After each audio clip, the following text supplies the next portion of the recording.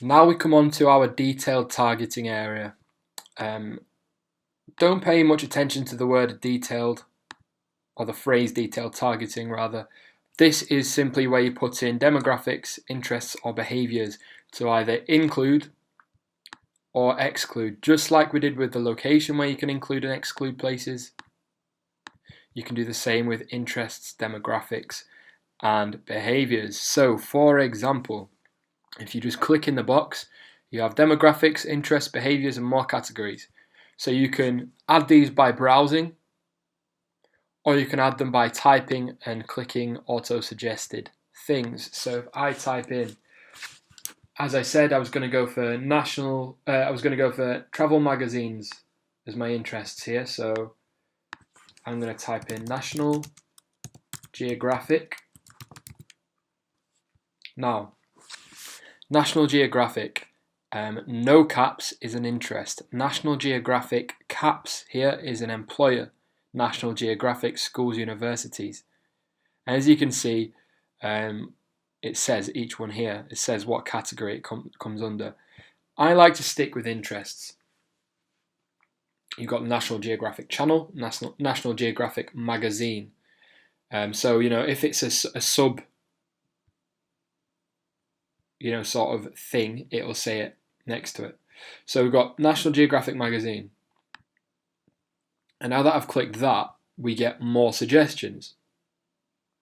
And if we just go down it, we get some more magazine suggestions. Outside magazine. And as I've put in a couple of magazines, it's now beginning to realize, okay, this person is looking at targeting the readers of magazines. Let's suggest to them some more magazines in this outdoor travel niche. And this is how helpful Facebook is, because obviously Facebook are going to be as helpful as possible because they want you to be successful. They want you to continue spending money advertising on their platform, and to do so, they need to make you profit. So here we go. They're just suggesting all sorts of different travel-related magazines here. So I could just go through and add them all in. And what this does to my audience is it basically only includes people who are interested in at least one of these things that I have just input here. Include people who match at least one of the following. So my ad is now only going to be shown to people who use Facebook, who are on Facebook, who match this demographic, so they live worldwide, so they at least live somewhere. They're aged between 18 and 40, male or female, they speak English, and they like at least one of these. They're interested in at least one of these. And as you can see, my reach has gone down a lot.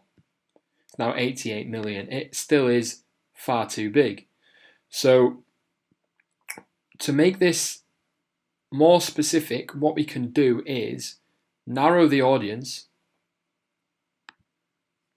And now this is what we call stacking interests. We are stacking one interest on top of the other. So we can now think of some more travel related things. So what about travel magazines and channels? Travel magazines and TV channels. So we've got National Geographic Channel. Oh, my bad.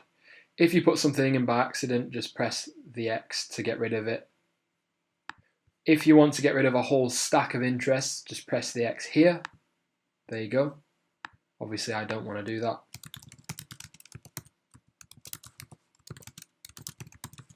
National Geographic Channel. Discovery Channel. BBC Earth.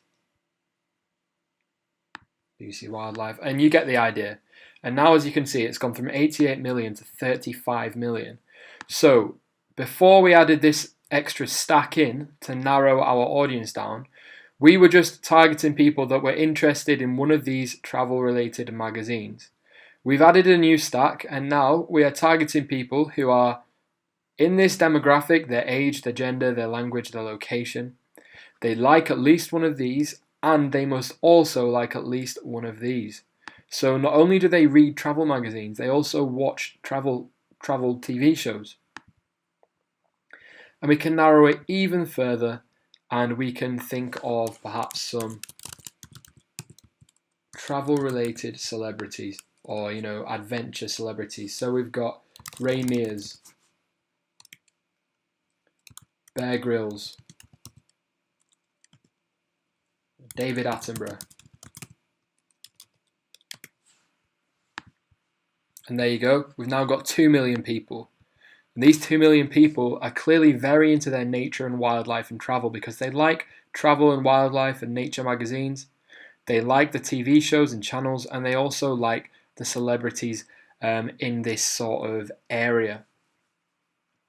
Okay, so now I hope you're getting the picture of how powerful this targeting can be, how you can really drill down into a niche very specifically. And you could also narrow it even further, and maybe we're selling a bird watching course or a bird watching product, and we want to, we've targeted the people that like nature and travel and everything. And now we want to drill that down specifically into bird watching. So we add some bird watching interest, and we've got 170,000 people now. So that's how you drill down, really, really specifically in terms of their interests. I'm going to just remove this stack now. Alternatively, you can exclude people.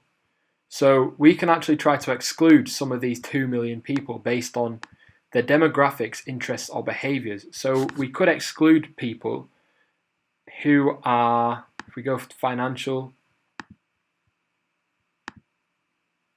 we could exclude credit card users. Maybe we can't accept credit card on our website for some reason. So we could exclude credit card users. And that brings us down to 1,900,000. We could, I'm just going to remove these drop downs, go back to the beginning. We could go to purchase behavior.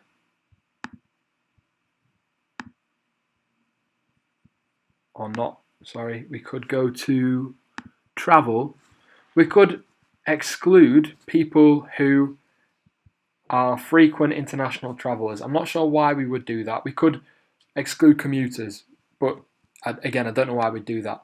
But I hope you understand how engaged and how deep this can go. We could exclude specific mobile devices.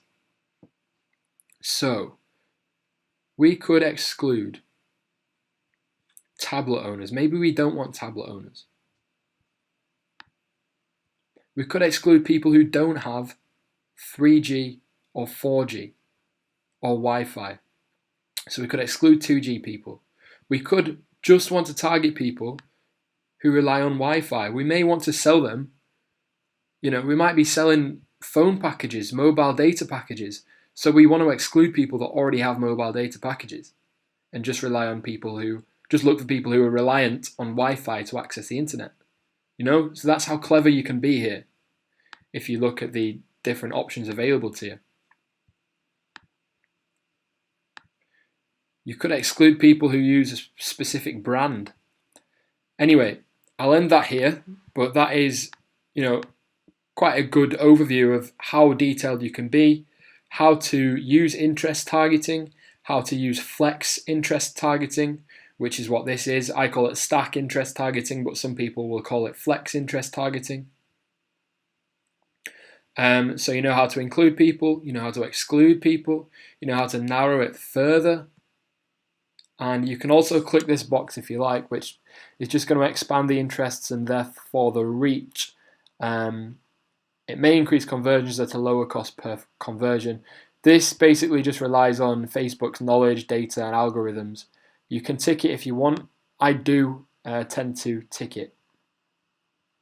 So that is the end of the video on interest targeting. I hope it's been helpful, and I hope that you have got a good idea of how to actually use this feature effectively.